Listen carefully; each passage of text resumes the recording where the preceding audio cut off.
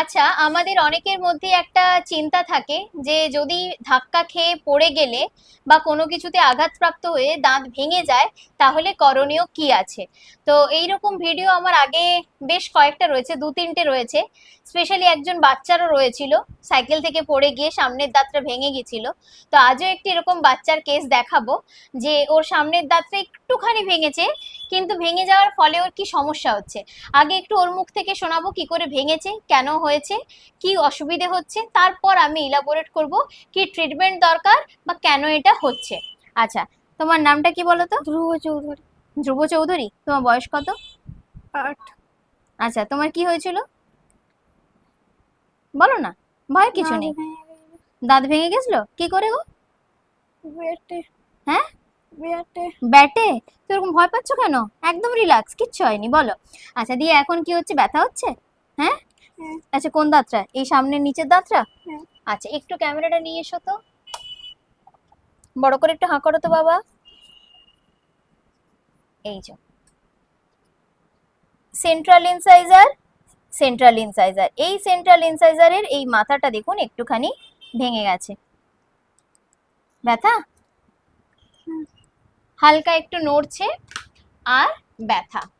আচ্ছা, দেখতেই পেলেন দাঁতটা একদম ওপর পোর্শনটা একটুখানি ভেঙেছে, কিন্তু ওপর পোর্শন ভাঙলেও আমাদের দাঁতের কতগুলো স্তর থাকে, এনামেল, ডেন্টিন, পাল্প। এবং যেহেতু বাচ্চা পাল্পটা একদম কাছাকাছি ছিল এবং ওই জায়গাটাতে পাল্পের মাথাটা পর্যন্ত ইনভলভ হয়ে গেছে, প্রচন্ড ব্যথা। আমি ওর কাছ থেকে হিস্ট্রি যেটা পেয়েছি, গত 2-3 দিন রাতে প্রচন্ড ব্যথা, এটা এটারই সিমটম। তো এটা এই ক্ষেত্রে আমরা কি ট্রিটমেন্ট করব?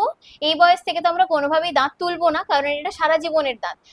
অনেকেই মনে করেন যে বাচ্চাদের দাঁত তুলে দিলে আবার বেরিয়ে যায়, কিন্তু না, যে দাঁতটা দুধে দাঁত সেটা যদি আপনি তোলেন সেটা আবার বেরোতে পারে, কিন্তু যে দাঁত একবার ভেঙে গিয়ে নতুন করে বেরিয়ে যাচ্ছে সেটা কিন্তু আর কোনোভাবেই আপনার বেরোবে না। তো অর্থাৎ আমরা এই সেন্ট্রাল ইনসাইজারটি কোনোভাবেই তুলবো না, আমরা আরসিটি অর্থাৎ রুট ক্যানাল ট্রিটমেন্ট করে এই দাঁতটা বাঁচিয়ে দেব।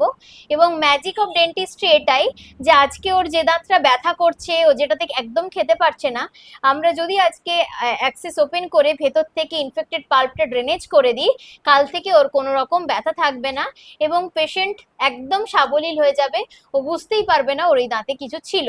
তো এই জিনিসটা আমি আগে একটি বাচ্চা দেখিয়েছিলাম, ও ভিডিওতে এরকমই একটা রিভিউ দিয়েছিল যে ম্যাজিক, আমি বুঝতেই পারিনি যে আমার এতটা ব্যথা এরকম ভাবে কমে যাবে। এবং সেই বাচ্চাটি একটু বড় ছিল, একটু ছোট, তো এর একটুখানি নার্ভাসনেসটা কাজ করছে।